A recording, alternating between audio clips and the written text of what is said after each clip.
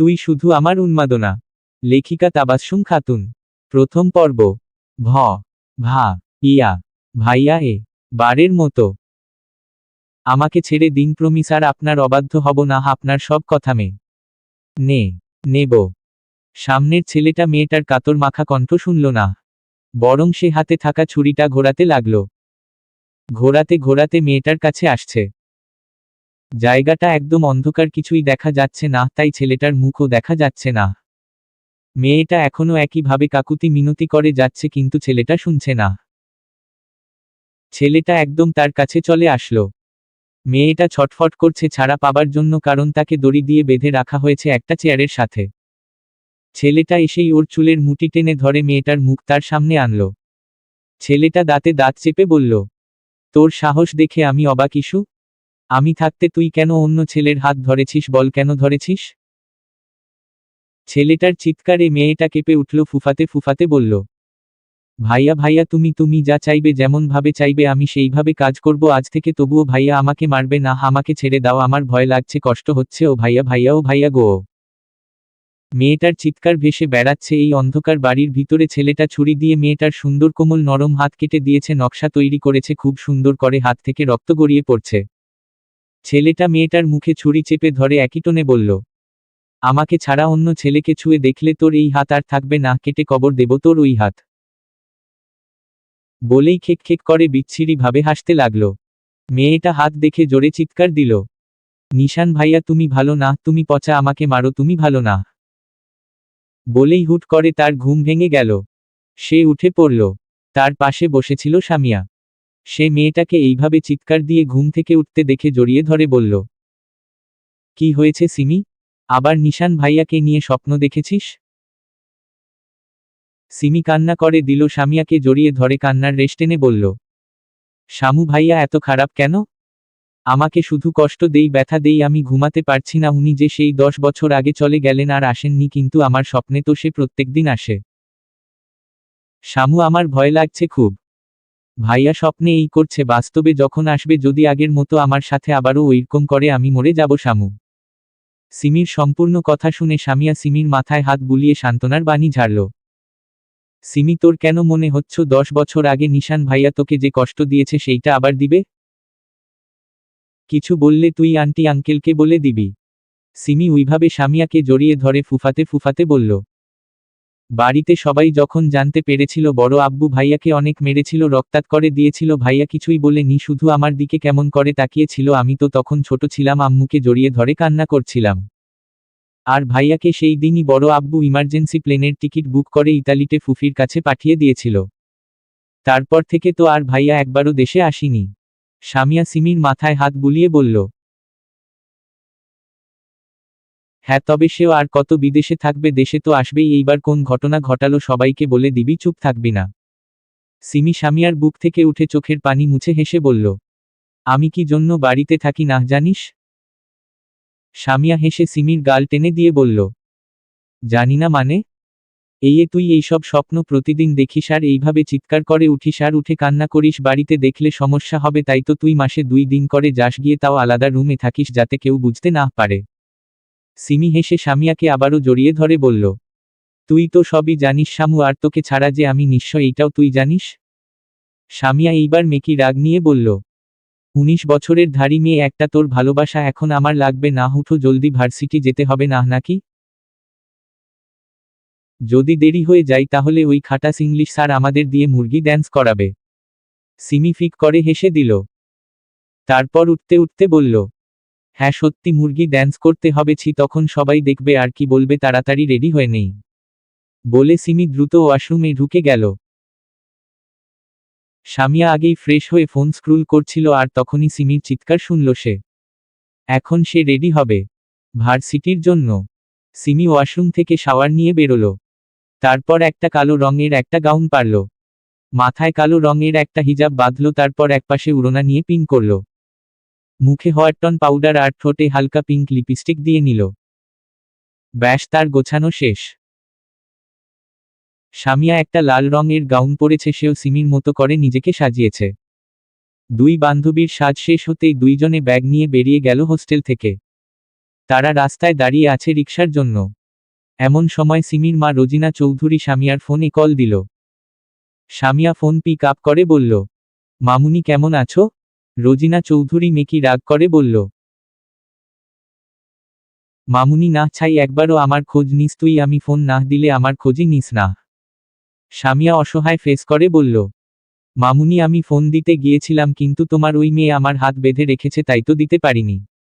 রোজিনা চৌধুরী এইবার বললেন, কই সেই বাদরটা দে দেখি তার কাছে। সামিয়া সিমির দিকে ফোন এগিয়ে দিল। সিমি ফোন কানে ধরে বলল, জি আম্মু বলো। রোজিনা চৌধুরী একটু রাগী কণ্ঠে বলল, তো জমিদারিরা আপনারা কি সকালে নাস্তা করেছেন? রোজিনার এই কথার উত্তরে সিমি দ্রুত জবাবে বলল, আম্মু রিকশা চলে আসছে, দ্রুত যেতে হবে নয়তো ভার্সিটি যেতে লেট হবে। বলেই দ্রুত ফোন কেটে দিল। সামিয়া তাড়াতাড়ি বলল, সিমি রে আজকে জোর বাঁচা বেঁচে গেলাম। সিমি বুকে হাত দিয়ে নিঃশ্বাস নিয়ে বলল, হ্যাঁ শামু। ওদের কথা বলার মধ্যেই রিকশা আসলো। ওরা উঠে বসল। তারপর রিকশাওয়ালা মামাকে ভার্সিটির দিকে যেতে বলল। একটু পরিচয় হওয়া যাক, চৌধুরী পরিবারে 3 ভাই আর 1 বোন তারা। বড় ভাই এর নাম হলো তাজউদ্দিন চৌধুরী।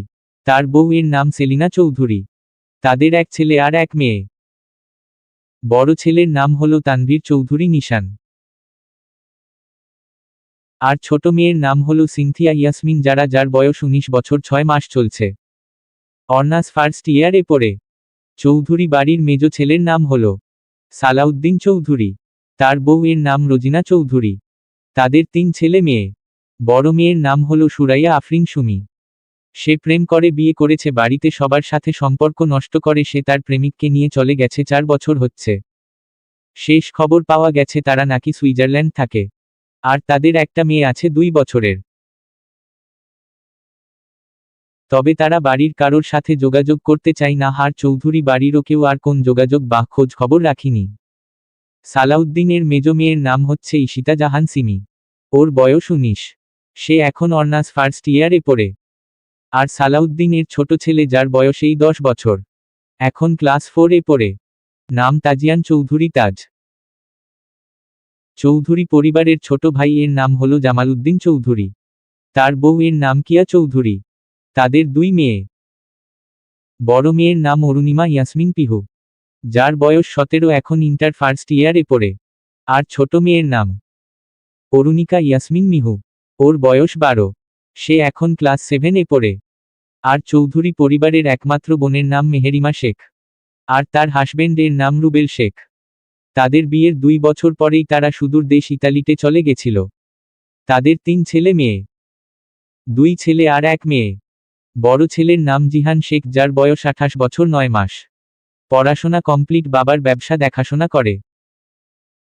আর মেজ ছেলের নাম তিহান শেখ, বয়স 22, অনার্স শেষ বর্ষ। আর তার ছোট মেয়ের নাম মেহেরিন শেখ রাত্রি। বয়স 19 বছর 2 মাস। Honours first year.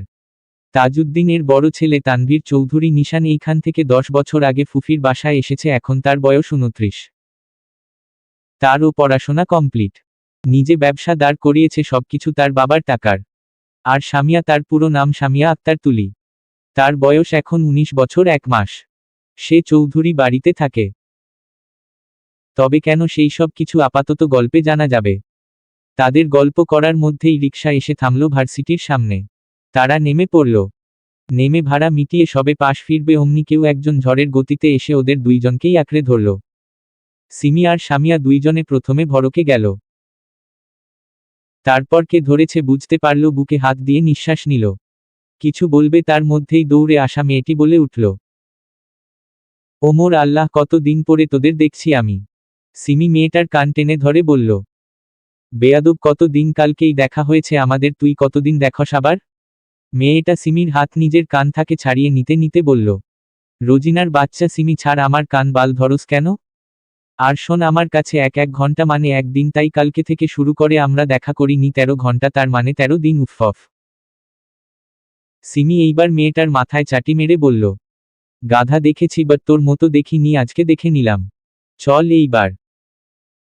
সামিয়া মেয়েটার কাঁধ জড়িয়ে ধরে বলল, জাউরা পাখি। মেয়েটা সামিয়ার চুল টেনে বলল, শামু রামু মোর নাম নট যাওরা অনলি যারা যারা পাখি ইউকে ওয়াই। সামিয়া মাথায় হাত দিয়ে ভ্রু কুঁচকে বলল, শালি তুই আমার চুল টানলি কেন? যারা ভাবলেশীন ভাবে বলল, প্রথমত আমার এ জাউরা পাখি বলার জন্য চুল টানছি। আর আমি আমার কোন বোনকেই তোর সাথে বিয়ে দেইনি, তাই ডন্টি কল মি টু শালি UK Y.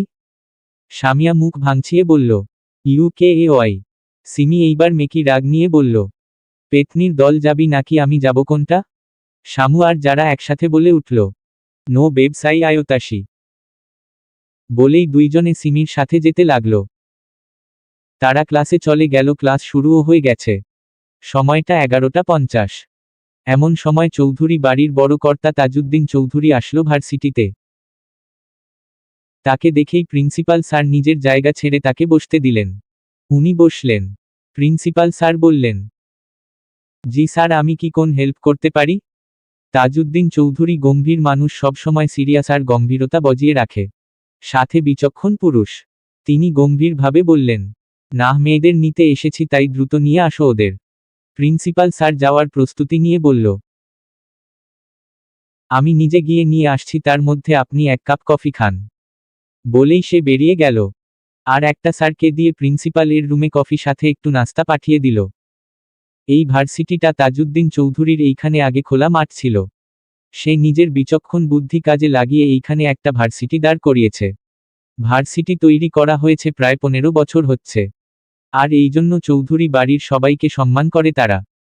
Principal sir honours first year এর ক্লাসে গেল। সে যেতেই সবাই দাঁড়িয়ে পড়ল।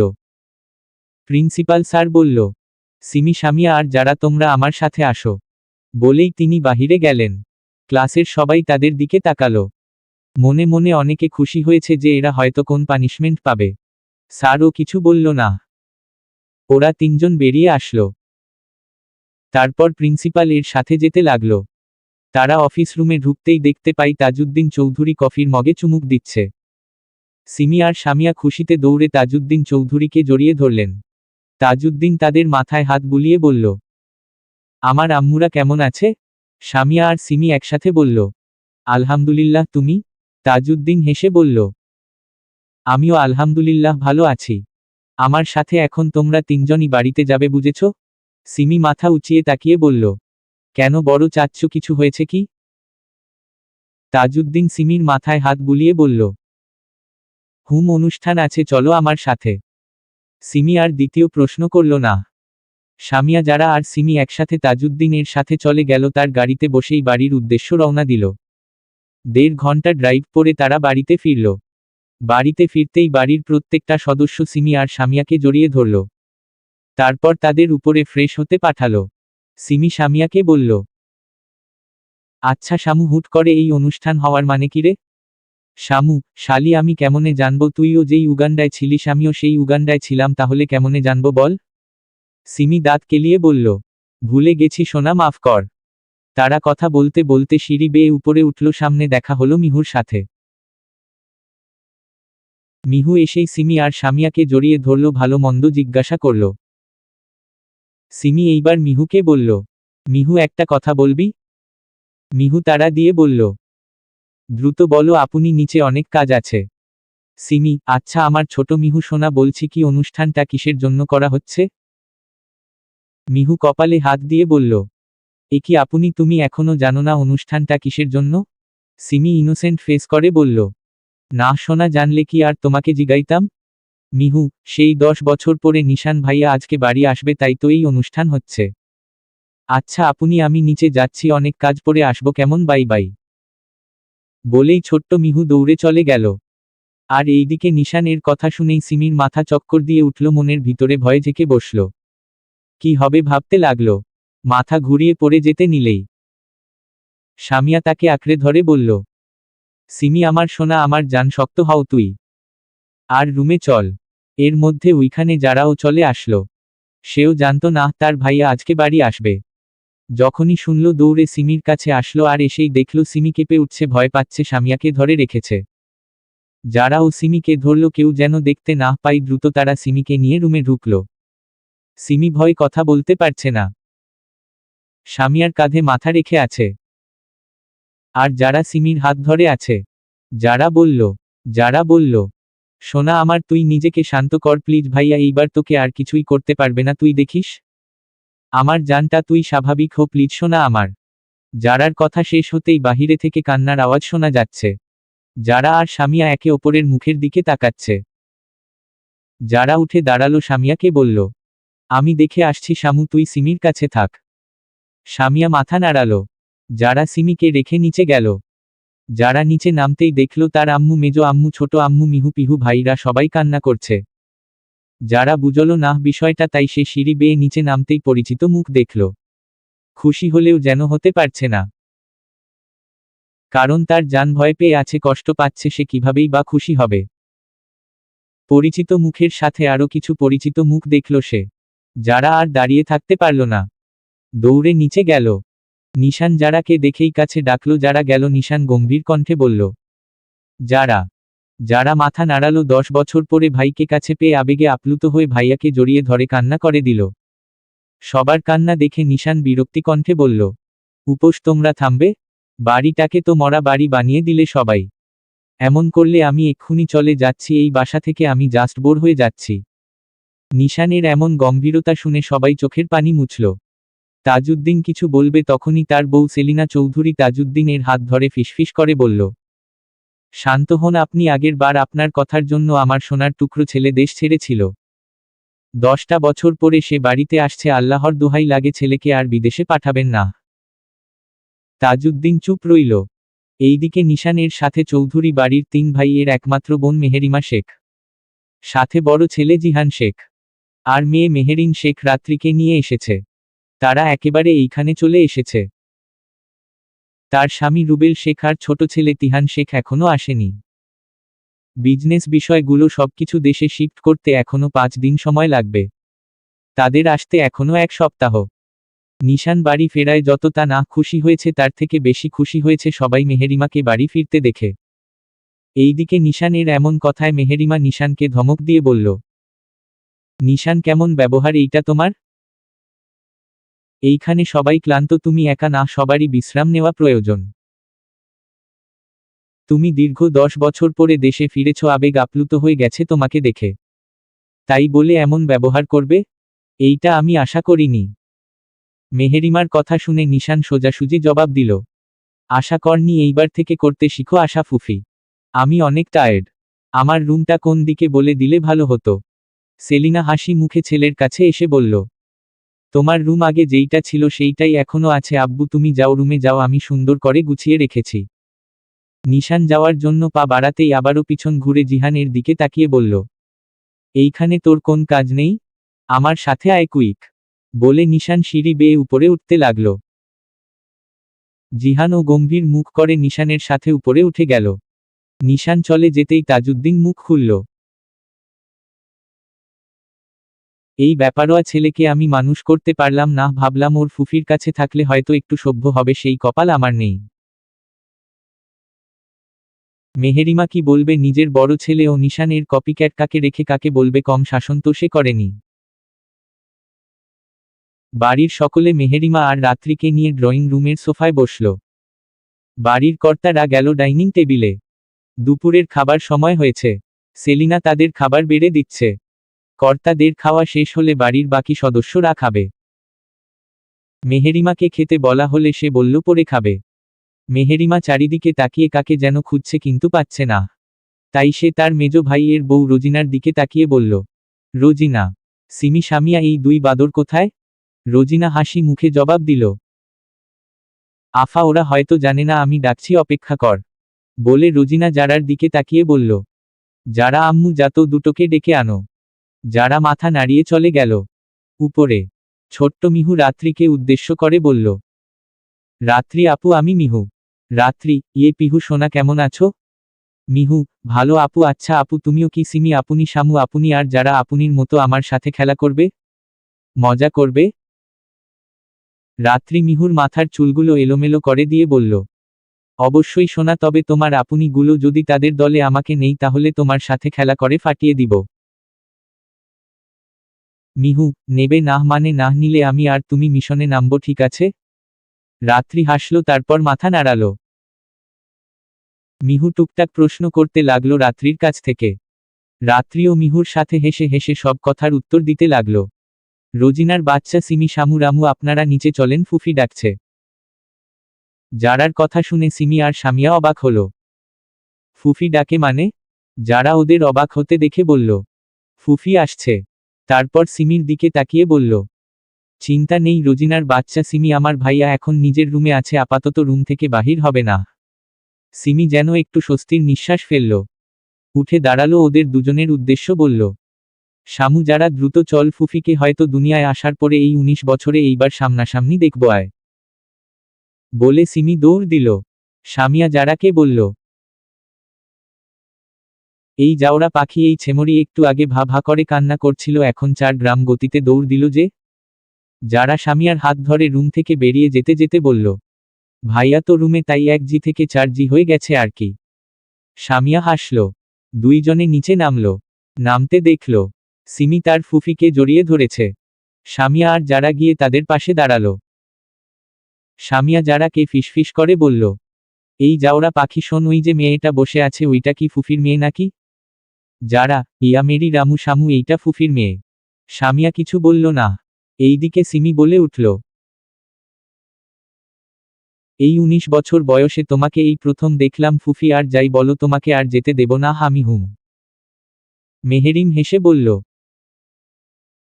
আরে আমার সোনা পাখি, আমি যাব না, আর একবারে এইখানে সেটেল হয়ে যাব। এইদিকে শামিয়া আর যারা একসাথে বলে উঠল, সিমিই হলো আসল ভাইজি, আমরা তো কেউ না, তাই আমাদের আদর করে না। মেহেরিম ওদের কথা শুনে উঠে দাঁড়ালো। তাদের কাছে গিয়ে দুইজনকে একসাথে জড়িয়ে ধরে বলল, পাগলি মেয়ে, একে একে আদর করব তো নাকি? কিয়া চৌধুরী বলে উঠল, মামুনিরা তোমরা খেতে বসো। সিমি, ছোট আম্মু, এখন খাওয়ার ইচ্ছা নেই আমার, পরে খাবো। সিমির কথা শুনে সালাউদ্দিন বলল, আবারও অনিয়ম শুরু নাকি তোমার? সিমি কাদো কাদো ফেস করে বলল, না হাব্বু, আমার এখন খিদে নেই, তাই খাবো না, তবে প্রমিস একটু পরে খেয়ে নিব। সালাউদ্দিন আর কিছু বলল না।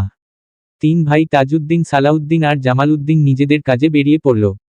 মেহেরিম রাত্রিকে বলল, রাত্রি তুমি খাবে না? রাত্রি, না আম্মু। মেহেরিম, আচ্ছা তাহলে সিমিদের সাথে থাকো। বলে মেহেরিম চলে গেল খাবার টেবিলে। সাথে সেলিনা, রোজিনা, কিয়া, পিহু, মিহু আর তাজ। খেতে বসল। এইদিকে রাত্রি সিমিদের কাছে আসলো। এসে বলল, আমার নাম মেহেরিন শেখ রাত্রি। আমি কি তোমাদের ফ্রেন্ড হতে পারি? শামিয়া বলল, অবশ্যই, তবে কিছু শর্ত আছে, পূরণ করতে হবে। রাত্রি ভ্রু কুচকিয়ে বলল, কি শর্ত? যারা, বেয়াদবের দল, এইখানে না, রুমে চল। যারার কথা মতো সবাই উপরে সিমির রুমে গেল। দরজা লক করে দিল। সবাই বেডে বসল গোল হয়ে। যারা এইবার রাত্রিকে উদ্দেশ্য করে বলল, শর্ত নাম্বার 1, আমাদের বন্ধুত্ব মানে তুই কোনোরকম তুমি আমি আপনি এইসব নট নট মানে এলাও করব না, হনলি তুই, ঠিক আছে? রাত্রি মাথা নাড়ল। শামিয়া বলল, দ্বিতীয় রুলস, আমরা যাকে যেই নাম ধরে ডাকতে বলবো তাকে সেই নামেই ডাকতে হবে। মানে আমাদের বান্ধবীদের মধ্যেই। রাত্রি হেসে মাথা নাড়ল। সিমি বলল, হেসো না মেয়ে, এইভাবে তোমার হাসিতে মুই ফেসে যাই ক্ষণে ক্ষণে। সিমির কথা শুনে যারা বলল, রোজিনার বাচ্চা সিমি, ফাঁসার কথা ছেলেদের হাসিতে, আর তুই গরু মেয়েদের হাসিতে ফিদাছে। যারার কথা শুনে রাত্রি জোরে হেসে দিল। শামিয়া বলল, এইগুলো আমাদের মধ্যে কমন বিষয়, তুমি থাকো, 2 দিন শিখে যাবে। সবকিছু যাই হোক, পরিচয় করিয়ে দেই। রাত্রি মাথা নাড়ল। সিমি প্রথমে বলল, আমার নাম ঈশিতা জাহান সিমি। যারা ততক্ষণাৎ বলল, কিন্তু তাকে এই নামে ডাকা যাবে না, রোজিনার বাচ্চা সিমি, তাকে এই নামে ডাকতে হবে, ঠিক আছে? রাত্রি হাসতে হাসতে মাথা নাড়ল। যারা বলল, আমার নাম সিনথিয়া ইয়াসমিন যারা। শামিয়া বলল, হুহুম, এই নামে না, হোকে জাওরা পাখি বলে ডাকতে হবে। রাত্রি হাসতে হাসতে বলল, শেষমেশ জাওরা পাখি? সিমি আর শামিয়া মাথা নাড়ল। শামিয়া বলল, আমার নাম শামিয়া আক্তার তুলি, আমাকে এই নামে না ডেকে শামু, রামু, শুধু শামু, যেইটা ইচ্ছা। রাত্রি মাথা নাড়ল। সিমি রাত্রিকে বলল, তুই তো এইটুকুতে এই অবস্থা করেছিস, আর সারাদিন এই দুটো কুত্তি কানের কাছে ঘেউ ঘেউ করতেই আছে। শামিয়া আর যারা একসাথে বলল, চুপ কর রোজিনার বাচ্চা সিমি। সিমি মুখে হাত দিল। এইদিকে যারা শামিয়াকে বলল, আচ্ছা শামু, এই রাত্রিকে একটা নাম দে, আমি রাত্রি বলে ডাকতে পারবো না। শামু একটু ভাবুক হলো, তারপর মাথায় একটা নাম আসলো। লাফ দিয়ে বলল, রাত্রির নাম আজ থেকে রাতের নেশা। উফ, অসাধারণ নাম, রাতে নেশা ধরিয়ে দিবে রে। শামুর কথা শুনে যারা সিমি রাত্রি একত্রে হাসল। সিমি বলল, ইয়া আমার জান্স, তুমি ঠিক বলেছ, রাতের নেশা হতে আমাদের রাত্রি বেবস যথেষ্ট। সবাই হাসল। যারা বলল, ছাদে যাব চল। সবাই উঠে দাঁড়ালো, একত্রে ছাদে যাওয়ার জন্য পা বাড়ালো। জিহান, তুই এইভাবে গোমরা মুখু হয়ে বসে আছিস কেন? অভির কথাই জিহান বিরক্তি কণ্ঠে জবাব দিল, এত গরম জাস্ট আমি অসহ্য হয়ে যাচ্ছি। নিশান, ব্রো ছাদে চল, বাতাস আছে, আমিও এই গরম সহ্য করতে পারছি না। নিশানের কথা শুনে আয়ান, অভি আর জিহান একমত হলো। ছাদে যাওয়ার উদ্দেশ্য রওনা দিল। আভিয়ান শিকদার, অভি আর আরিহান শিকদার, আয়ান দুইজনে যমজ। আর নিশান আর জিহানের বেস্ট ফ্রেন্ড। তারা দুইজন এই 10 বছর ধরে ইতালিতে ছিল, পড়াশোনা কমপ্লিট করেছে। দেশে নিজেদের বিজনেস দাঁড় করিয়েছে। আর তারা দুইজন এক সপ্তাহ আগে দেশে এসেছে। নিশান আর জিহানের আসার খবর শুনেই তারা দুইজন ছুটে আসছে। নিশান, জিহান, অভি আর আয়ান। ছাদের বাম সাইটে ছাদের কার্নিশে গিয়ে রেলিংয়ে হেলাম দিয়ে দাঁড়ালো। আয়ান বলল, আরে ইয়ার, তোদের গোমরা মুখ দেখে আমার বমি পাচ্ছে, ইতালিতে যেইভাবে মজা করতাম ওইভাবে করস না কেন? জিহান, আমি তো গরমে চুপ হয়ে গেছি। নিশান, ও এক, তোরা দুটো বকবক করছিস না কেন? অভি, দাঁড়া, তোদের তো একটা কথা বলতেই ভুলে গেছি। নিশান, বলে ফেলেন আপনার অমূল্যবান কথাগুলো। অভি ভাব নিয়ে বলল, অমূল্য না শোনা মূল্য। শোন, পরশুদিন আমি আর আয়ান শপিং মলে গিয়েছিলাম, সেখানে। বাকি কথা বলার আগে আয়ান অভির মুখ চেপে ধরল, বলল, চুপ কর, এইসব কি বলছিস তুই? জিহান এসে আয়ানকে সরিয়ে নিয়ে বলল, কিরে, তুই মুখ চেপে ধরলি কেন? নিশ্চয়ই কোন অঘটন ঘটিয়েছিস, অভি বল। অভি নিঃশ্বাস নিল, তারপর বলল, জানিস তো আয়ান, আজ পর্যন্ত একটা মেয়েকে পটাতে পারল না।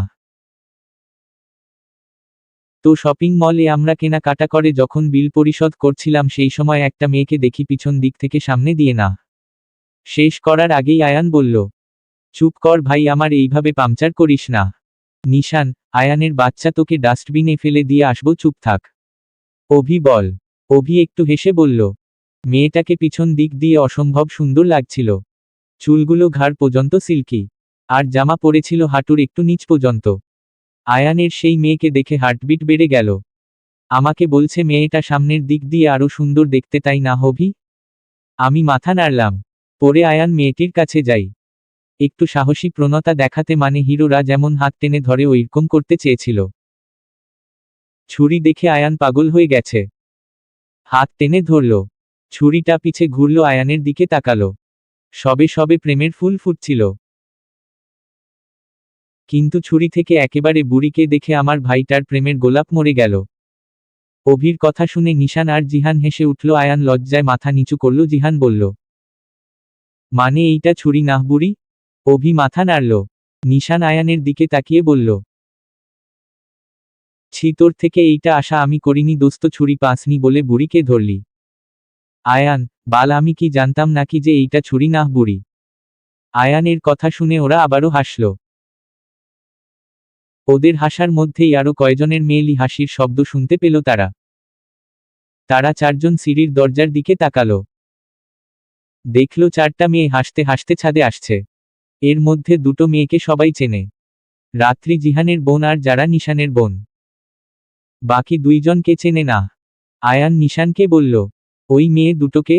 নিশানের সোজাসুজি জবাব, চিনি না। আয়ান মুখ বাঁকালো, তারপর মেয়েদের দিকে তাকিয়ে রাত্রিকে উদ্দেশ্য করে বলল, রাত্রি, এইখানে আসো তোমরা। ছেলের কণ্ঠ শুনে যারা সিমি শামু রাত্রি একসাথে ছাদের বাম সাইটে দেখল। 4জন পুরুষ দাঁড়িয়ে আছে। যারা আর রাত্রি সবাইকে চেনে, কিন্তু সিমি আর শামিয়া এইখানে কাউকে চেনে না। তাই ভ্রু কুচকে তাকালো। রাত্রি যারাদের দিকে তাকিয়ে বলল, ভাইয়া ডাকে আয়। বলে যারা আর রাত্রি একসাথে গেল, পিছু পিছু শামু আর সিমি গেল। ওরা ওইখানে যেতেই আয়ান রাত্রিকে বলল, এইগুলো কি বান্ধবী নাকি? রাত্রি, সম্পর্ক মামাতো বোন, আর তার থেকে বেশি যেইটা বেস্ট ফ্রেন্ড। আয়ান অবাক হয়ে বলল, বাহ, তোমার তো দেখছি অনেক মামাতো বোন। কিরে জিহান, আমাদের তো একবারও বলিসনি যে তোর 3টা মামাতো বোন। জিহান কিছু বলল না, চুপ রইল। এইদিকে নিশান অন্যদিকে ঘুরে দাঁড়িয়ে ফোন স্ক্রুল করতে লাগল। অভি বলল, তো পরিচয় হলে ভালো হতো। রাত্রি হাসি মুখে বলল, অবশ্যই ভাইয়া, আমি পরিচয় করিয়ে দিচ্ছি।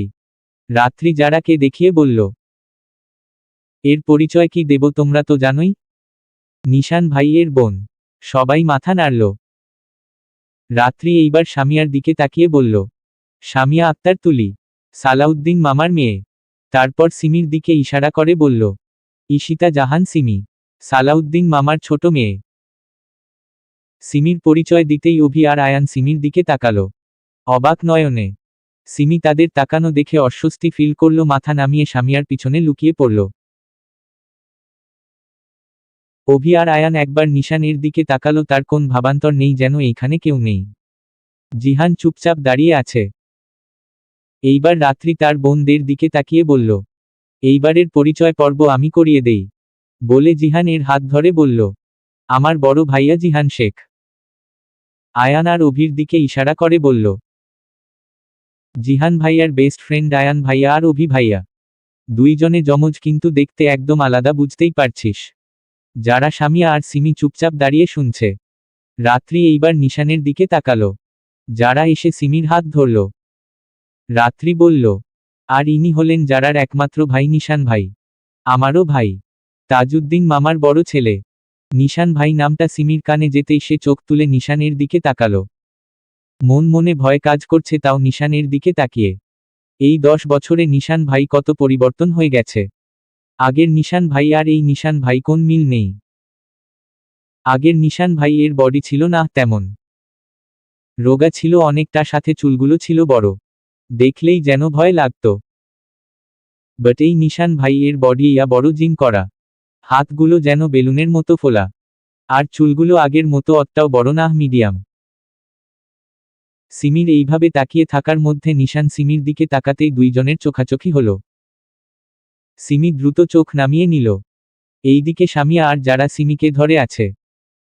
সিমি ফিসফিস করে বলল, শামু, যারা আমি নিচে রুমে যাব, চল আমার সাথে। যারা তাদের 4 জনের দিকে তাকিয়ে বলল, ভাইয়া গণ আপনারা থাকেন, আমরা নিচে গেলাম, বলে যারা শামু, সিমি আর রাত্রি নিচে নামল। এইদিকে নিশান তার নিজের মতো ফোন স্ক্রুল করতে লাগল। আয়ান ভয় ভয় নিশানের দিকে তাকিয়ে বলল, দোস্ত বিশ্বাস কর, আমি তাকাতে চাইনি, কিন্তু চোখ আমার চলে গিয়েছে। ব্যাপারটা এমন যে কোন কিছু আমি অনেক দিন ধরে দেখার বাহানা করছি, কিন্তু পারছি না, হুট করে সামনে আসলে দেখার জন্য পরানটা বেরিয়ে যাই, অমন অবস্থা। আয়ানের সাথে সাই দিল অভিও। জিহান বলল, আমার মতো মাথা নিচু করে থাকলেই তো হয়, বোঝ ঠেলা ডাকছিলিস তো তুই, পরিচয় হবি হয়েছিস। তিনজনের কথার মধ্যে নিশান ফোন স্ক্রুল করতে ছাদ থেকে নেমে যাওয়ার উদ্দেশ্য বলল, অবাক হওয়া ভালো, বাট ওভার পজিটিভ অবাক হওয়া আই ডোন্ট লাইক। সিমি, যারা সামিয়া, রাত্রি 4 জনে ছাদ থেকে নেমে সিমির রুমে ঢুকল।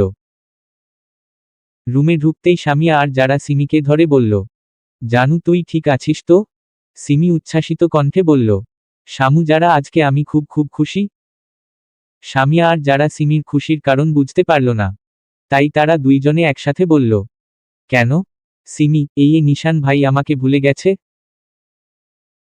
সিমির কথা শুনে রাত্রি সামিয়া যারা কেউ বুঝল না কিছু। সামিয়া বলল, বইন আমার খোলসা ভাবে বল সব কিছু, মাথার উপর দিয়ে যাচ্ছে তো সব। সিমি হাসি মুখে বলল, শোন তাহলে, নিশান ভাই কত বছর আগে বিদেশ গিয়েছে? 10 বছর। আচ্ছা, 10 বছর আগে কি হয়েছে কিনা হয়নি তার কি মনে আছে? হয়তো নেই। আর এই 10 বছরে আমি তাকে দেখিনি, সে আমাকে দেখেনি। তাহলে বুঝবে কিভাবে আমি সেই সিমি? আর যাই হোক, সে এখন আমাকে কেনই বা মারবে? না, নিশান ভাই আমাকে আর কিছু বলবে না দেখিস, কারণ আমিও নিশান ভাইকে চিনি না, সেও কোন সিমিকে চেনে না, সিম্পল বিষয়। সিমির কথা শুনে সামিয়া আর যারা কি বলবে বুঝতে পারছে না, কিন্তু রাত্রি বলল, আপাতত আমি বোবা, বুঝতে পারছি না, আমাকে কি বুঝিয়ে বলা যাবে? সিমি, কেন নই, আমার কাহিনী আমিই বলি, বলে সিমি সেই 10 বছর আগের কথা রাত্রিকে বলল, যে নিশান ভাই তাকে বেঁধে রাখছিল, হাত কাটছিল, আর তারপরেই নিশান ভাই ইতালি চলে যায়। সিমির প্রতিদিন স্বপ্নে এইগুলো আসে, ভয় থাকা এখন ভয় মিটে যাওয়া, সবকিছু বলল। সবকিছু শুনে রাত্রি সিমিকে জড়িয়ে ধরে বলল, উপোস, আমার বোনটা কত কষ্ট পেয়েছে, আমি বকা দিয়ে দিব ঠিক আছে? রাত্রি আর সিমির কথার মধ্যে যারা বলল, হয়েছে হয়েছে থামো, এখন শোন, ওই যে ওদের অত কঠিন নাম আমি ডাকতে পারবো না। সামিয়া, সেম সেম, ওদেরও সুন্দর সুন্দর নাম দিতে হবে। রাত্রি আর সিমি বলল, ওদেরও ছাড়বি না? সামিয়া আর যারা একসাথে বলল, নোর। এরপর সামিয়া বলল, প্রথমে এই নিশান ভাইকে কি নাম দেওয়া যায়? যারাও ভাবতে লাগলো। এর মধ্যে সিমি বলে উঠল, একটা ফল আছে না, ফলের নামটার প্রথম অক্ষর ন থাকে। বাল, আমার মনে পড়ছে না। সিমির কথা শুনে সামিয়া বলে উঠল, নাশপাতি। সিমি, ইয়া নাশপাতি ভাই।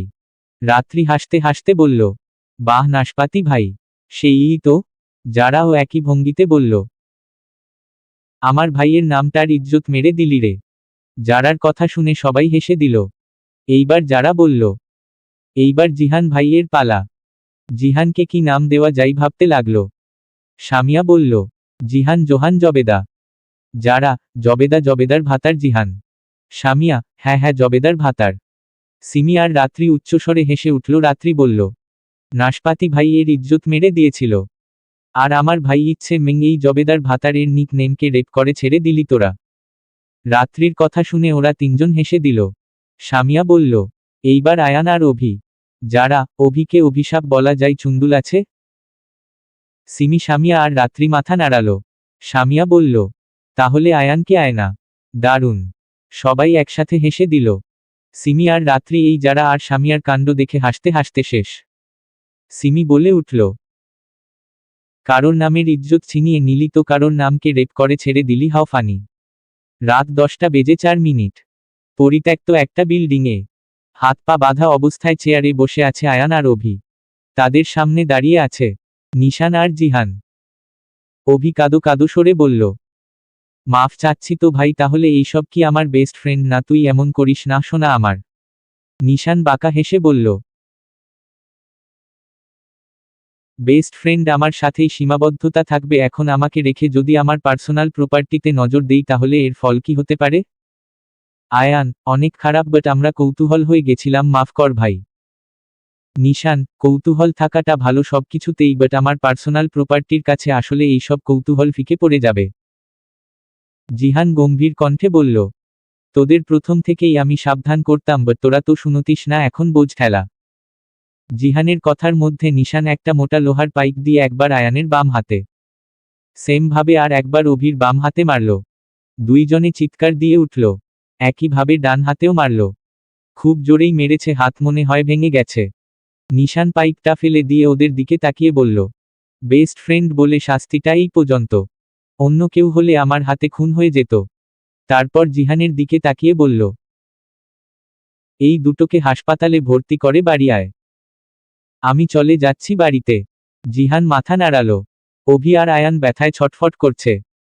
জিহান ওদের ধরে নিয়ে গাড়িতে বসালো। তারপর গাড়ি হাসপাতালের দিকে নিয়ে গেল। নিশান বাড়িতে এসে পৌঁছাতে রাত 12:30 বেজে গেল।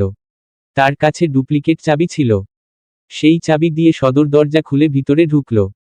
ড্রয়িং রুমের পাশ দিয়ে যাওয়ার সময় দেখল তার মা সেলিনা চৌধুরী বসে আছে। নিশানকে দেখে সেলিনা চৌধুরী বলল, এত রাত করে কোথায় ছিলিস? জিহানও মাত্র বাড়ি ফিরল। নিশান, কাজ ছিল একটা। বাট তুমি এত রাত পর্যন্ত জেগে আছো কেন? সেলিনা মলিন হেসে বলল, তোর জন্য জেগে ছিলাম, খাবি তো? আমি তরকারি গরম করছি। নিশান, না আমি খাবো না। আর আজকে বলে দিলাম, আমার জন্য এইভাবে রাত জেগে অপেক্ষা করবে না। তোমার শরীর খারাপ করবে। আমার মতো আমি ঠিকই চলে আসব। ঘুমাতে যাও। বলে নিশান সিঁড়ি বেয়ে উপরে উঠল। সেলিনা চৌধুরী একটা দীর্ঘশ্বাস ছাড়লেন, তারপর নিজের রুমে চলে গেল। নিশান রুমে ঢুকেই ওয়াশরুমে চলে যাই। লম্বা একটা শাওয়ার নিয়ে বেরিয়ে আসলো। পরনে সাদা টি শার্ট আর কালো ট্রাউজার। চুলের পানিগুলো সুন্দর করে মুছে শুকিয়ে নিল। জেল দিয়ে সেট আপ করে রুম থেকে বেরিয়ে গেল। তার রুমের 2 রুম বাদেই সিমির রুম। নিশান সিমির রুমের দরজার সামনে দাঁড়ালো। হাতে থাকা ডুপ্লিকেট চাবি দিয়ে লক খুলল। লক খুলতেই নিশান ভিতরে ঢুকল। ঢুকে দরজা লাগিয়ে দিল। বাহিরে ল্যাম্প পোস্ট থেকে হলদেতে আলো রুমে আসছে। বেডে দুইজন শুয়ে আছে। নিশান দুইজনের দিকে ভালোভাবে দেখে ডান পাশের সাইটে গেল। হাঁটু মুড়ে বসল। সিমি গভীর ঘুমে ঘুমিয়ে আছে। নিশান সিমির মুখের দিকে কিছু পল তাকিয়ে বিড়বিড় করে বলল, তুই হয়তো ভাবছিস আমি তোকে ভুলে গেছি, কিন্তু এইটা সম্ভব না কখনো ইস্যু। নিশান হয়তো মরে যাবে ঠিকই, কিন্তু তার মন থেকে ইস্যু নামটা মরবে না কখনো, ওইভাবে বেঁচে থাকবে। ছোটবেলায় রুড হয়েছিলাম তোর উপরে, যার কারণ তুই জানিস। সেম কাহিনী যদি এখন করিস আইসো, তোকে জ্যান্ত কবর দিতে আমার হাত কাঁপবে না হিসু। বলে সিমির দিকে তাকিয়ে রইল। হুট করে সিমির ঠোঁট জোড়া নিশান তার শুষ্ক ঠোঁটের ভাঁজে নিয়ে নিল। পরপর ঠোঁটে 3টা জোরে কামড় দিল। সিমি ঘুমের ঘোরেই অনুভব করছে চোখ মুখ খিচে বন্ধ করছে, কিন্তু ঘুম ভাঙেনি। একটা মানুষের ঘুম আছে না এমন যে তাকে ঘুম অবস্থায় তুলে নিয়ে গিয়ে যদি পাচার করা হয় তাও তার ঘুম ভাঙে না, ঠিক তেমনি সিমিরও একই অবস্থা। নিশান সিমির ঠোঁটে কামড় দিয়ে ছেড়ে দিল। সিমির গায়ে থাকা উড়না দিয়ে নিজের ঠোঁট মুছল। তারপর সিমির দিকে তাকিয়ে বলল, আমি তোকে ভুলে গেছি এমন বলার জন্য সামান্য শাস্তি এইটা। পরের বার এমন কিছু হলে শাস্তিটা একটু বড় আকারের হবে। তারপর নিশান সিমির মাথায় হাত বুলিয়ে যেইভাবে আসছে ঠিক সেইভাবেই চলে গেল সিমির রুম থেকে। নিশান নিজের রুমে গিয়ে টি শার্ট খুলে ফেলে এসির পাওয়ার অধিক বাড়িয়ে কোমর পর্যন্ত ব্লাঙ্কেট টেনে ঘুমের রাজ্যে পাড়ি জমালো। তিমিরে ঢাকা আধার কেটে ধরণীতে আগমন ঘটল সূর্যের। চারিদিকে আলোকিত হতে লাগল। পাখির কিচির মিচির শব্দ শোনা যাচ্ছে। সময়টা ভোর 6টা। সিমির আচমকা ঘুম ভেঙে গেল। উঠেই জোরে জোরে নিঃশ্বাস নিতে লাগল। রুমে এসি থাকার সত্ত্বেও কপাল ঘামছে।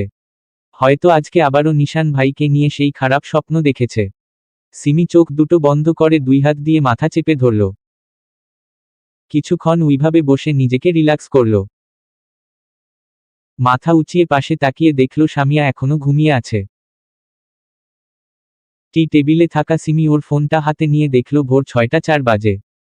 ফজরের নামাজ আজকেও মিস গেল।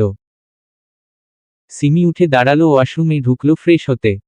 সে ব্রাশ করতে গেলে কেন জানি জ্বলছে ঠোঁটে, বেশি পাত্তা দিল না।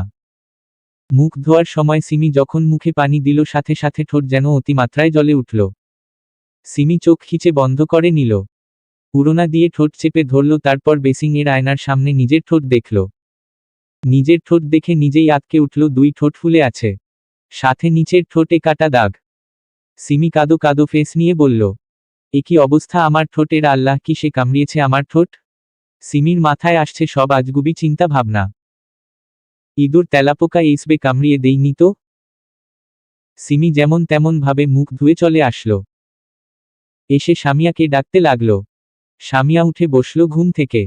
সিমি কান্না করতে করতে বলল, শামু আমি আর বাঁচব না রে। সিমির এমন কথা শুনে শামুর ঘুম উড়ে গেল। সে সিমির দিকে তাকিয়ে অধৈর্য কণ্ঠে বলল, কি হয়েছে সোনা? নাশপাতি ভাই আবার স্বপ্নে এসেছে, তোকে কিছু বলেছে কি? সিমি মাথা 2 পাশে নাড়ল। শামু সিমির হাত ধরে বলল, তাহলে কি হয়েছে? কান্না করছিস কেন?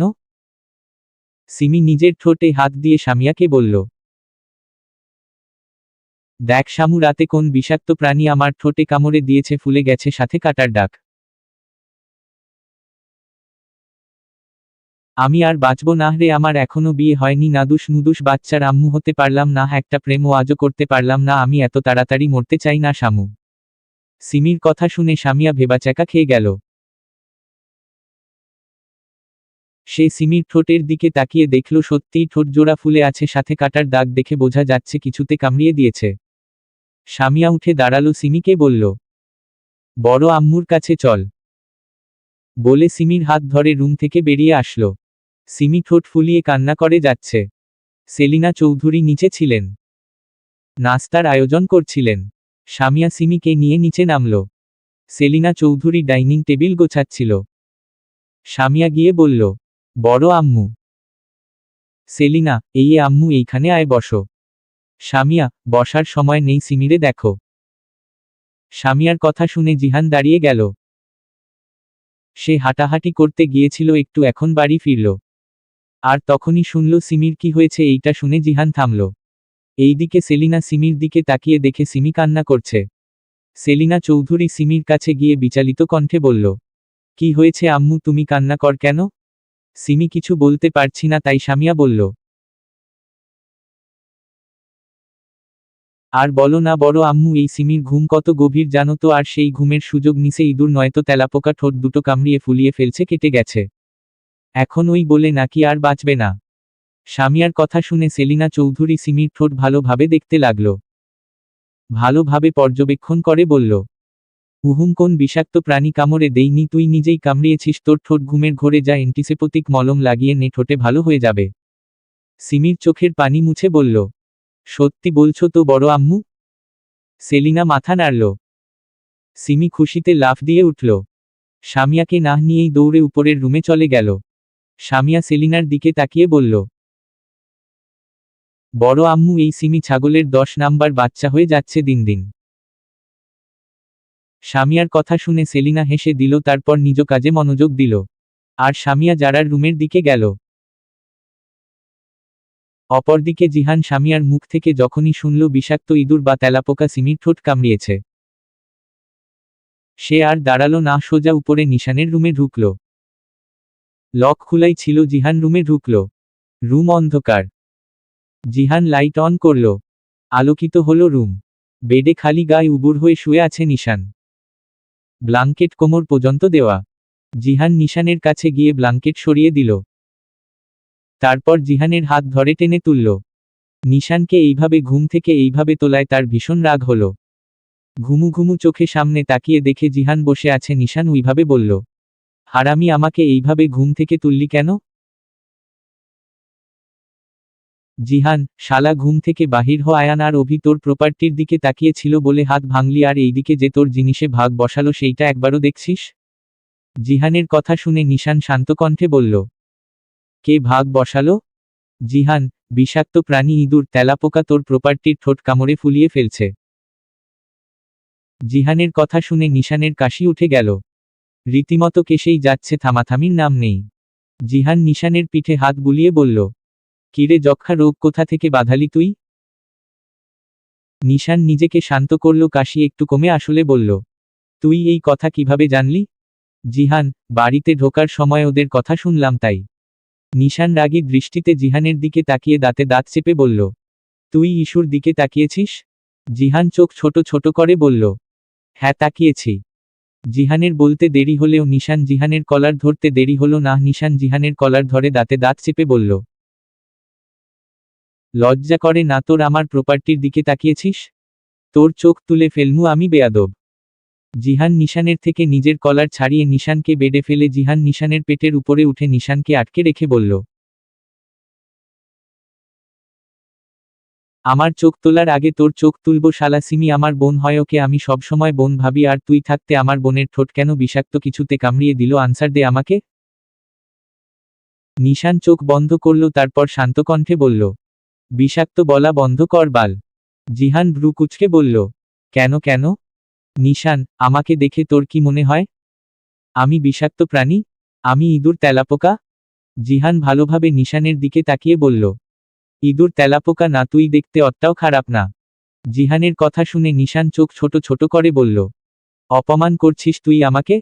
জিহান নিশানের উপর থেকে নেমে বেডে বসে বলল, আদাও, তোর মান আছে তো? নিশান উঠে দাঁড়ালো, ওয়াশরুমের দিকে যেতে যেতে বলল, মান নেই বলে এত কিছু থাকলে তোর বোন সইতে পারত না। নিশানকে ওয়াশরুমে যেতে দেখে জিহান আবারও বলল, এই চলে যাচ্ছিস কেন? উত্তর দে আমাকে আগে, আমার বোনকে বিষাক্ত প্রাণী কেন কামড়াবে? আমার বোনের যদি এখন কিছু হয় তোকে কিন্তু? জিহানের কথা কেড়ে নিয়ে নিশান বলল, তোর বোন হয় ইস্যু তাই এতক্ষণ চুপ ছিলাম, বাট এখন মুখ খুলতেই হচ্ছে। তোর বোনকে রাতে চুমু খাওয়া শিখাচ্ছিলাম, এই জন্য ওই অবস্থা। আর কিছু হলে তোর বোনকে আমার কাছে পাঠিয়ে দিস, এক রাতের ভিতরে প্রফেশনাল করে দিব। বলেই নিশান ওয়াশরুমে ঢুকে গেল। জিহান জোরে বলল, মুখে লাগাম টান বেয়াদব পোলা, আমার বোনটার কি অবস্থা করলিছি। সকাল 8:30 বাজে। বাড়ির কর্তারা নাস্তা করে নিজেদের অফিসে চলে গেছে। নিশান আর জিহান নাস্তা না করেই চলে গেছে। কোথায় গেছে জিজ্ঞাসা করলে কোন উত্তর দিল না। সিমি, যারা রাত্রি, সামিয়া, মিহু, পিহু আর তাজ সবাই স্কুল কলেজে যাবে। সেলিনা, রোজিনাকে আর মেহেরিমা ওরা 4 জন পড়ে খাবে। রাত্রি সিমিদের সাথে অনার্স ফার্স্ট ইয়ারে ভর্তি হবে। তাজউদ্দিন প্রিন্সিপাল এর সাথে কথা বলে রাখছে, তাই আর কোন সমস্যা হবে না। সিমিদের খাওয়া শেষ হলে তারা বেরিয়ে পড়ল। বাড়ির গাড়ি তাদের রেখে আসবে। তারা 4 বান্ধবী একই রকমের একই রঙের গাউন আর হিজাব পরছে। একই রকম লাগছে তাদের। গাড়িতে ব্যাক সিটে বসল রাত্রি আর সিমি। পিছনে বসল যারা আর সামিয়া। সামনে ড্রাইভার গাড়ি স্টার্ট দিল। উদ্দেশ্য ভার্সিটির দিকে। 1 ঘন্টা মধ্যে তারা ভার্সিটি পৌঁছালো। 4 জনে একসাথে নেমে পড়ল। তারা ক্যান্টিনে গেল। 4 জন এক জায়গায় বসে আড্ডা দিতে লাগল। সামিয়া বলল, তোরা জানিস আজকে কি হয়েছে? 3 জনে সামিয়ার দিকে তাকালো। সামিয়া বলল, আজকে আমাদের রোজিনার বাচ্চা সিমির ঠোঁটে কিস করেছিল ইঁদুর তেলাপোকা। সামিয়ার কথা শুনে রাত্রি আর যারা উচ্চস্বরে হেসে দিল। সিমি চোখ ছোট ছোট করে সামিয়ার দিকে তাকালো। যারা সিমির দিকে তাকিয়ে বলল, প্রথম কিস ফিল কেমন দোস্ত? মানুষ দেইনি, তাতে কি ইঁদুর তেলাপোকা তো দিছে? রাত্রি, ইয়া অনুভূতি কেমন বল বল? ওদের 2 জনের প্রশ্নের জবাব দিল। আরে কিভাবে বলবে অনুভূতির কথা? স্বপ্নে জামাইয়ের উপরে এপ্লাই করতে গিয়ে নিজের ঠোঁট কামড়ে শেষ করছে, স্বপ্নের কথা মনে নেই বলে ইঁদুর তেলাপোকার দোষ হয়েছে। সামিয়ার কথা শুনে যারা আর রাত্রি হাসছে। সিমি দাঁতে দাঁত চেপে বলল, আমি কিন্তু এইবার উঠে যাব। সামিয়া ডোন্ট কেয়ার ভাব নিয়ে বলল, আরে যা যা, কোথায় যাবি যা। সিমি সত্যি উঠে দাঁড়ালো। সে ওদের দিকে একবার তাকিয়ে নিল, কেউ কিছু বলল না। সে এইবার 1-2 পা যেতেই হুট করে একটা ছুরি তার সামনে দিয়ে চলে গেল। পাশে থাকা এক ছেলের পিঠ বরাবর গেঁথে গেল। ছেলেটা জায়গায় শুয়ে পড়ে ছটফট করতে লাগল। সিমির এইটা দেখে যেন মাথা কাজ করা বন্ধ করে দিচ্ছে। যারা সামিয়া রাত্রি সিমিকে টানছে নিজের দিকে, কিন্তু সিমির যেন কোন হুঁশ নেই। পরপর গুলির আওয়াজ শোনা গেল। সামিয়া যারা রাত্রি চোখ বন্ধ করে মাথা নিচু করল। 1 মিনিট, 2 মিনিট, 3 মিনিটের মাথায় সবকিছু নীরব হয়ে গেল। কোন শব্দ, চিৎকার আর হচ্ছে না। সামিয়ারা চোখ খুলল, সামনে তাকিয়ে দেখল 3টা ছেলে ফ্লোরে পড়ে আছে রক্তাক্ত অবস্থায়। ক্যান্টিনে আর কেউ নেই। হয়তো স্যার ম্যাডামরা আসতে দিচ্ছে না। সামিয়া চারিদিকে ভালোভাবে তাকালো। তার চোখ সিমিকে খুঁজছে, কিন্তু পাচ্ছে না কোথাও। সামিয়া যারা আর রাত্রির দিকে তাকিয়ে বলল, সিমি কই, ওকে দেখছি না তো। যারা, বাইরে চল, হয়তো অতিরিক্ত ভয় শোকড হয়ে গেছে, বাহিরে থাকতে পারে। যারার কথাই যুক্তি আছে। তাই ওরা 3 জন বাইরে বেরিয়ে আসলো। ক্যান্টিনের বাইরে মানুষ ভিড় করে আছে। সামিয়া যারা রাত্রি সিমিকে খুঁজতে লাগলো এই ভিড়ের মধ্যে। না, দেখা মিলল না। তারপর তারা অন্য জায়গায় খুঁজতে লাগলো। এইভাবে এইখানে ওইখানে ক্লাস দিয়ে পুরো ভার্সিটি খুঁজলো 2 ঘন্টা ধরে। সিমির কোন খোঁজ তারা পেল না। সামিয়া আর যারার চোখ থেকে পানি গড়িয়ে পড়ল। রাত্রি তাদের সামলাচ্ছে। যারা ফোন হাতে নিয়ে কল লাগালো তার আব্বুর ফোনে। 2 বার রিং হতে কল ধরল তাজউদ্দিন। কল ধরতেই যারা কান্না করে দিল। মেয়ের কান্নার আওয়াজ শুনে তাজউদ্দিন বিচলিত কণ্ঠে বলল, কি হয়েছে আম্মু, তুমি এইভাবে কান্না করছো কেন? কি হয়েছে? কোন সমস্যা হয়েছে? যারা কান্না করতে করতে বলল, আব্বু, সিমিকে খুঁজে পাচ্ছি না, আমরা সব জায়গায় খুঁজলাম, পেলাম না। তাজউদ্দিন জোরে বলে উঠল, কি হহ? যারা সবকিছু খুলে বলল। যারার সম্পূর্ণ কথা শুনে তাজউদ্দিন বলল, আম্মুরা, তোমরা 3 জন বাড়িতে চলে আসো, দেখো ড্রাইভার আঙ্কেল দাঁড়িয়ে আছে, আমি সিমিকে খুঁজছি, কান্না থামাও, সিমি মামুনির কিছু হবে না। বলে তাজউদ্দিন কল কাটল। তারপর তারা 3 জন গাড়িতে উঠে বাড়ির উদ্দেশ্য রওনা দিল। এইদিকে তাজউদ্দিন থানায় কল করে জানালো সিমিকে খুঁজে না পাওয়ার সম্পূর্ণ বিষয়টা। পুলিশ বলল, 24 ঘন্টা না হলে তো হারিয়ে যাওয়া কোন কেস আমরা নিতে পারবো না স্যার। তাজউদ্দিন, পারবে না মানে? কত টাকা লাগবে সব দেব, খুঁজো আমার মামুনিকে। বলে কল কেটে দিল। তাজউদ্দিন তার 2 ভাইকে বলল। সিমির আব্বু সালাউদ্দিন মেয়েকে খুঁজে না পাওয়ার কথা শুনে ভেঙে পড়ার অবস্থা। তাও 2 ভাই এর সাথে মিলে মেয়েকে খুঁজতে বেরোল। সময়টা দুপুর 2টা 40। পুরো শহর 2 বার চক্কর দেওয়া হলো, সিমিকে কোথাও পাওয়া যাচ্ছে না। রোজিনা চৌধুরী কান্না করছে। সেলিনা চৌধুরী আর কেয়া চৌধুরীর চোখেও পানি। বাড়ির 3 কর্তা তারাও মন মরা হয়ে গেছে, মেয়েকে খুঁজে না পেয়ে কিছু ভালো লাগছে না কারোর। সামিয়া যারাও কান্না করছে, রাত্রি তাদের সামলাচ্ছে। ঠিক সেই সময় সদর দরজা দিয়ে বাড়ির ভিতরে প্রবেশ করল জিহান। জিহানের হাত ধরে দাঁড়িয়ে আছে সিমি। সবাই দরজার দিকে তাকিয়ে জিহানের সাথে সিমিকে দেখে স্বস্তির নিঃশ্বাস ফেলল। সিমি একদম ভালো আছে। সবাই দৌড়ে সিমির কাছে গেল। এইটা জিজ্ঞাসা করতে লাগলো সে কোথায় ছিল, কোথায় কিভাবে গেল। কিন্তু সিমি চুপ করে আছে। জিহানকেও একই প্রশ্ন করল, জিহান সিমিকে কোথায় পেল। জিহান চুপ করে আছে। এর মধ্যে নিশান ও সদর দরজার কাছে এসে দাঁড়ালো। এত প্রশ্ন শুনে নিশান বিরক্তি কণ্ঠে বলল, এত কিছু শোনার কোন মানে আছে কি? বাড়ির মেয়ে সুস্থভাবে বাড়ি ফিরেছে, এইটাই অনেক। যারা ওকে রুমে নিয়ে যা। আর জিহান আমার সাথে আয় বলে নিশান উপরে নিজের রুমের দিকে গেল। নিশানের পিছু পিছু জিহানও গেল। নিশানের কথা শুনে পুরো বাড়ি ঠান্ডা হয়ে গেল। যারা এসে সিমিকে নিয়ে উপরে উঠল। সাথে সামিয়া আর রাত্রিও গেল। সিমিকে রুমে নিয়ে এসে বেডে বসালো। যারা সিমির মুখের দুই পাশে হাত দিয়ে বলল, জান তুই ঠিক আছিস তো? সিমি, হ্যাঁ আমি ঠিক আছি, বাট নিশান ভাই ঠিক নেই। যারা, কেন ভাইয়ার কি হয়েছে? সিমি, আমাকে বাঁচতে গিয়ে আঘাত পেয়েছে। সিমির কথা শুনে ওরা তিনজনে অবাক হলো। সামিয়া বলল, কি হয়েছিল একটু বল তো? তুই কোথায় চলে গিয়েছিলিস?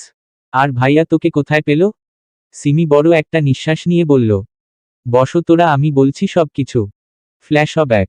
বসো তোরা, আমি বলছি সব কিছু। ফ্ল্যাশব্যাক। চোখের সামনে কাউকে এইভাবে মৃত্যু যন্ত্রণায় ছটফট করতে দেখে সিমির সেন্স কাজ করছিল না। সামিয়া যারা রাত্রি এত ডাকছে কিন্তু তার কানে কোন শব্দ যাচ্ছে না। হুট করে গুলির শব্দ হলো জোরে। সামিয়া যারা আর রাত্রি মাথা নিচু করে কানে হাত দিয়ে রাখল। এইদিকে সিমি এখনো ওইভাবে দাঁড়িয়ে, তখনই কারোর হাত তার বাহু ধরে টান দিয়ে জড়িয়ে ধরলাম। সিমি চোখ খিচে বন্ধ করে নিল। জড়িয়ে ধরা ব্যক্তিটা হলো নিশান। সে সিমিকে আগলিয়ে নিতে গুলি তার ডান হাতের বাহু ঘেঁষে চলে গেল। যার দরুন নিশানের হাতে আঘাত লাগে, রক্ত বেরিয়ে যায়। নিশান সিমিকে পাজা কোলে তুলে মুহূর্তে জায়গা ত্যাগ করে। নিশান সিমিকে গাড়িতে বসালো। নিজের বুকের মাঝে চেপে রাখল। জিহান গাড়ি চালাচ্ছে। এইদিকে সিমি নিশানের বুকে অজ্ঞান অবস্থায় পড়ে আছে। জিহান গাড়ি হাসপাতালের দিকে নিয়ে গেল। হাসপাতালে গিয়ে আগে সিমির চেক আপ করালো। সিমিকে ভালোভাবে চেক আপ করে ডাক্তার বলল, অপ্রত্যাশিত কিছু দেখেছে, তাই অতি শোকরে জ্ঞান হারিয়েছে, তবে আমরা একটা ইঞ্জেকশন দিচ্ছি যাতে দ্রুত জ্ঞান ফিরবে বলে ডাক্তার একটা নার্সকে ইঞ্জেকশন আনতে পাঠালো। নার্স ইঞ্জেকশনটা আনলো। ডাক্তার ইঞ্জেকশন হাতে নিয়ে ওষুধ ঢোকাতে নিশান চিৎকার দিয়ে বলল, ইডিয়েট, এইটা কি? এইটা তুই ইস্যুর শরীরে দিবি?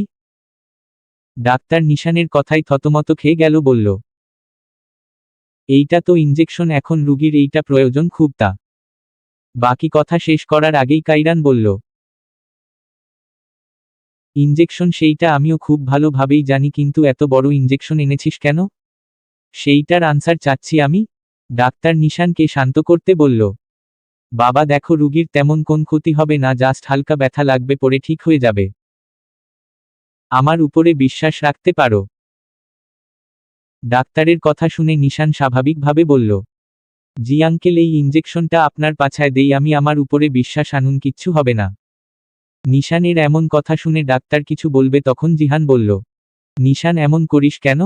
ইঞ্জেকশনটা নিতে দে, নয়তো সিমি কিন্তু সুস্থ হবে না। নিশান রাগী চোখে জিহানের দিকে তো একবার ডাক্তারের দিকে তাকালো।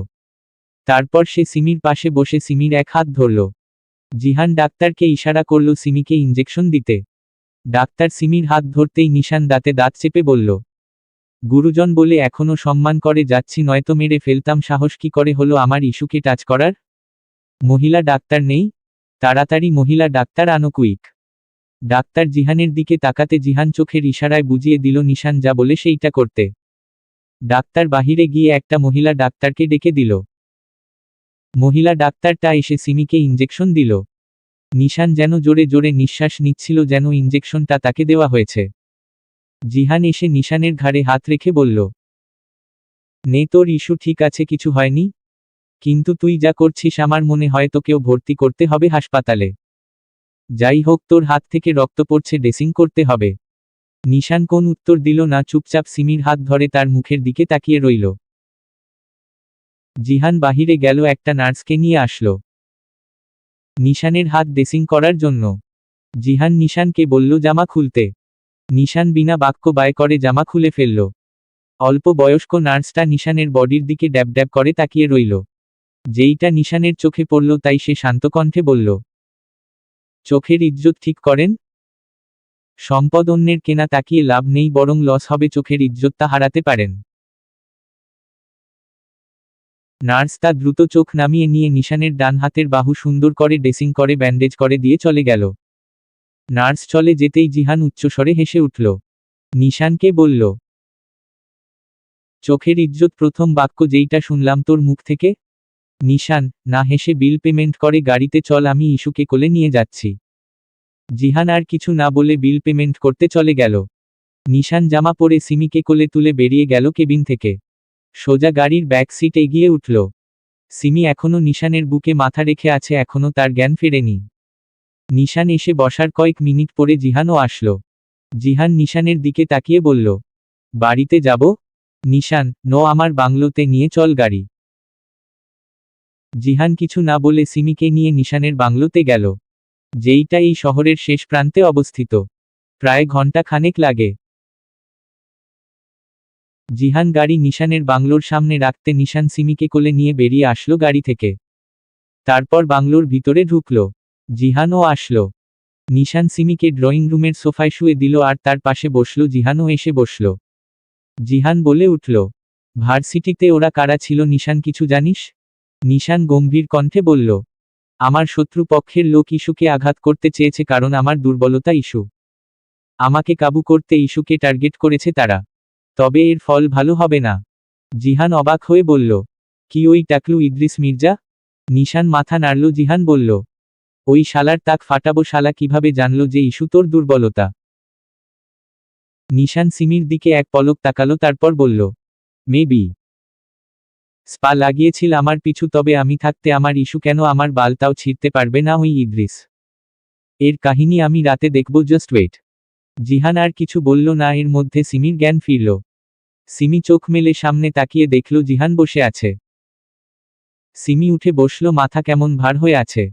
সিমি জিহানকে বলল, জিহান ভাইয়া, আপনি এইখানে?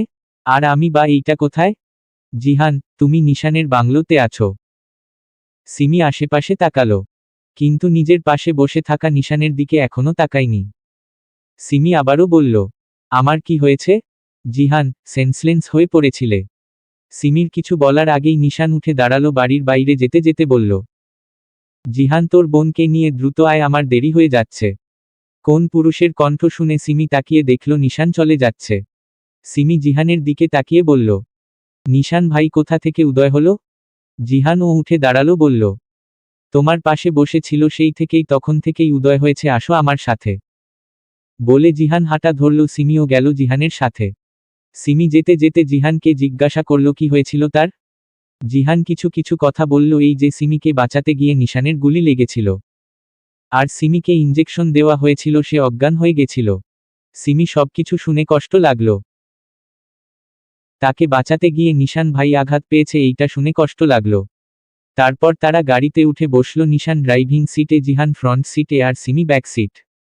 গাড়ির ভিতরে আর কোন কথা হলো না। নিশান সোজা গাড়ি চৌধুরী ম্যানশনে নিয়ে আসলো। বর্তমান। সিমির কথা শুনে সামিয়া বলল, এ কিয়া বাত হে? নাশপাতি ভাই এতদিন আমাগো রোজিনার বাচ্চা সিমিকে স্বপ্নে মারছে, ভয় দেখায় সে, আর বাস্তবে বাঁচাতে গিয়ে গুলি খাইছে। এরে কি বলতে হবে? ভিলেন নায়ক? সামিয়ার কথা শুনে রাত্রি বলল, ভিলেন হইব রাতে ভয় দেখানো ভিলেনের কাজ, দিনে আগলিয়ে রাখাও ভিলেনের কাজ। উফফ কিয়া বাত হে। যারা মুচকি হেসে বলল, বলতেই হয় আমার নাশপাতি ভাইয়ার ভিলেন গিরি সেই। এদের তিনজনের কথা শুনে সিমি চোখ ছোট ছোট করে বলল, ভিলেন? হ্যাঁ, এইটাই মানাই ওই বিদেশি কুত্তার সাথে। বাট এত প্রশংসা করিস কেন? যারা চ্যাত করে উঠে বলল, শালি তুই আমার ভাই রে, কি বললি? সিমি, কি বললাম? যারা, আমার ভাই বিদেশি কুত্তা? সিমি ভাব নিয়ে বলল, অবশ্যই বিদেশি কুত্তা ওরফে নাশপাতি ভাই, কারণ এই বিদেশি কুত্তা কত বছর বিদেশে ছিল, তাই এই বিশেষ অ্যাওয়ার্ড প্রাপ্ত উপাধি আমার পক্ষ থেকে। সিমির কথা শুনে সামিয়া আর রাত্রি হাসল। যারা সিমির পিঠে হালকা চাপড় মারল, বলল, তোর অ্যাওয়ার্ড তুই নে শালি। সিমি, দেখ আমাদের ফ্রেন্ড এমন শক্ত যে আমরা বোন হয় এইটা মানি না, তাই তোর ভাইকে আমরা চিনি না, কোন ভাই নিয়ে পীড়িত চলবে না। সিমির কথাই সামিয়া যারা আর রাত্রি সহমত করল।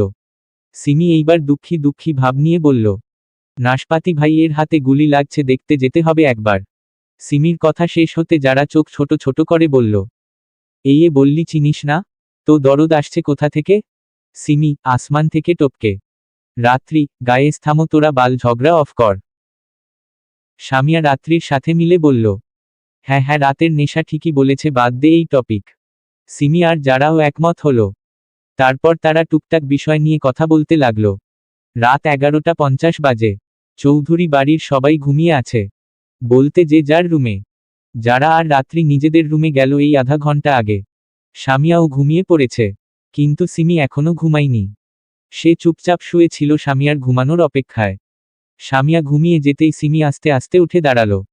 বালিশের কাছে থাকা ফোন তা নিল। তারপর আস্তে আস্তে পা টিপে টিপে রুম থেকে কোন শব্দ বিনা বেরিয়ে গেল। সিমি রুমের বাইরে বেরিয়ে দরজা লাগিয়ে বুকে হাত দিয়ে জোরে জোরে 2-3 বার নিঃশ্বাস নিল। গায়ে থাকা উড়না দিয়ে কপালের ঘাম মুছে নিল। ফোনের ফ্ল্যাশ অন করল। ধীরে ধীরে এগিয়ে গেল সামনের দিকে। পরপর 2টা রুম পার করে একটা রুমের দরজার সামনে দাঁড়ালো সিমি। ফ্ল্যাশ এইদিকে ওইদিকে ঘুরিয়ে দেখে নিল কেউ আছে কিনা না নেই। সিমি উড়নার মুড়োই বেঁধে রাখা এক চাবি দিয়ে দরজা লক খুলল। দরজা খুলতে সিমি আস্তে আস্তে রুমের ভিতরে ঢুকে দরজা লক করে দিল। আস্তে আস্তে সামনে ফিরে ফ্ল্যাশ অন করে চারপাশে দেখল রুমটাতে। বেডে দেখা মিলল কাউকে।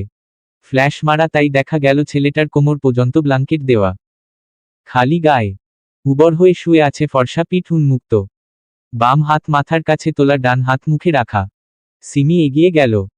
ফোনের ফ্ল্যাশ মারল ছেলেটার মুখের দিকে, কি নিষ্পাপ দেখাচ্ছে সিমি মনে মনে বলল। শালা বিদেশি কুত্তা ওরফে নাশপাতি ভাই আমার স্বপ্নে প্রতিদিন আসে, কি ভয়ঙ্কর রূপে আমার ঘুম হারাম করতে, আর এইদিকে উনি নিশ্চিন্তে কি শান্তিতে ঘুমাচ্ছে, কি নিষ্পাপ লাগছে এনাকোন্ডা। সিমির মনে মনে বলার মধ্যে নিশান একটু নড়ল। সিমি দ্রুত ফ্ল্যাশ অফ করল। কিছুক্ষণ দাঁড়িয়ে রইল চুপ করে, নিশান জেগে যায় কিনা সেই জন্য। কোন শব্দ আসছে না, তাই সিমি ফোনের ফ্ল্যাশ অন করল। নিশানের মুখের দিকে মারল না, এখনো ঘুমিয়ে আছে। সিমি আস্তে আস্তে পা টিপে টিপে নিশানের কাছে গেল। সে মূলত নিশানের হাত দেখতে এসেছে, সবাই সজাগ থাকলে আসতে পারত, বাট আসলেও এই নাশপাতি ভাইকে কি বলতো? যদি ধমক দিয়ে তাড়িয়ে দিত তখন? তাই এখন আসছে নিশান ঘুমালে। সিমি নিশানের কাছে এসে ফ্ল্যাশ অফ করে ফোন অন করল, যেইটুকু আলো দেখা যায়। সে নিশানের ডান হাতের বাহু দেখতে লাগল। ব্যান্ডেজ করা। সিমি অনেকটা নিচু হয়ে নিশানের হাত দেখছে। ভালোভাবে দেখে নিশানের জন্য সিমির অনেক কষ্ট হলো।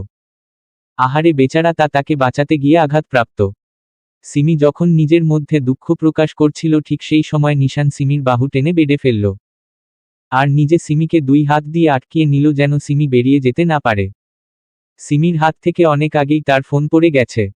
এইভাবে তাকে বেডে ফেলে আটকে রাখায় সিমির নিঃশ্বাস যেন বন্ধ হয়ে গেল। বুকের ভিতরে জোরে জোরে বিট করতে লাগল। ভয় লজ্জা সব একসাথে কাজ করছে। নিশান সিমির আর একটু কাছে আসলো। নিশানের গরম নিঃশ্বাস সিমির মুখে উপচে পড়ছে। সিমির সারা দেহ কেঁপে উঠল, চোখ বন্ধ করে নিল। নিশান স্লো ভয়েসে বলল, মাঝরাতে আমার রুমে চুপি চুপি আসার কারণ? সিমি ভয় কথা বলতে পারছে না, এমনকি নিঃশ্বাসটাও নিচ্ছে না। নিশান স্বাভাবিকভাবে বলল, নিঃশ্বাস নে। সিমি এখনো একইভাবে আছে। নিশান এইবার একটু ধমক দিয়ে বলল, কথা কানে যাই না, নিঃশ্বাস নে। সিমি এইবার জোরে জোরে নিঃশ্বাস নিতে লাগল। তার কান্না লাগছে। নিশান আবারও বলল, কি হলো? আমি কিছু জিজ্ঞাসা করেছি? আমার রুমে এত রাতে কি করিস তুই? সিমি অতিরিক্ত ভয় সত্যি সত্যি কান্না করে দিল, কান্না মাখা কণ্ঠে বলল, বিশ্বাস করুন নিশান ভাইয়া, আমি ইচ্ছা করে আসিনি তো, আমার পা এসেছে আপনার হাত দেখার জন্য। সিমির কথার উত্তর না দিয়ে উল্টে নিশান প্রশ্ন করল, আমি তোর কোন জন্মের ভাই লাগি? সিমি না বুঝে বলল, এই জন্মের। নিশানের রাগ হচ্ছে এইবার। সে সিমির উপর থেকে উঠে গেল। সিমি উঠে বসল, কান্না করছে এখনো। নিশান জোরে চিৎকার দিয়ে বলল, বেরিয়ে যা আমার রুম থেকে। সিমি ওইভাবে বসে আছে এখনো। নিশানের রাগ যেন আকাশ ছুতে যাচ্ছে। সিমির হাত ধরে নিচে নামিয়ে দরজার কাছে দাঁড়িয়ে এক হাত দিয়ে দরজা খুলে সিমিকে বাইরে বার করে দিয়ে বলল, দ্বিতীয়বার যেন আমার রুমের ভিতরে কেন আশেপাশেও যেন তোকে না দেখি। বলেই নিশান সিমির মুখের উপরে জোরে দরজা লাগিয়ে দিল। সিমি কেঁপে উঠল। সে ওইখানে আর দাঁড়িয়ে থাকলো না, কান্না করতে করতে দৌড়ে নিজের রুমে আসলো। এসে ভিতরে ঢুকে বেডে শুয়ে পড়ল। বালিশে মুখ গুজে কান্না করতে লাগল। সে কি এমন বলল যে তাকে এইভাবে বার করে দিয়ে মুখের উপরে দরজা লাগালো? এই জন্য মানুষের উপরে দয়া দেখাতে নেই। ছি সিমি, তুই রাস্তার কুকুরকে দয়া দেখাবি, তবে আর কোনোদিন যেন ওই বিদেশি কুত্তা ওরফে নাশপাতি ভাইকে দয়া দেখাবি না। কথাগুলো সিমি কান্না করতে করতে নিজের মনে বলল। এইভাবে কিছু সময়ের মধ্যে সিমি কান্না করতে করতেই ঘুমের রাজ্যে হারিয়ে গেল। ওপরদিকে নিশান বেলকুনিতে চলে গেল। সিগারেট ধরালো। সিগারেট টান দিতে লাগলো। রাগ হচ্ছে খুব। ইস্যু তাকে ভাই বলল, তাকে ভাই বলার রাইট আমি দেইনি। ডিসগাস্টিং।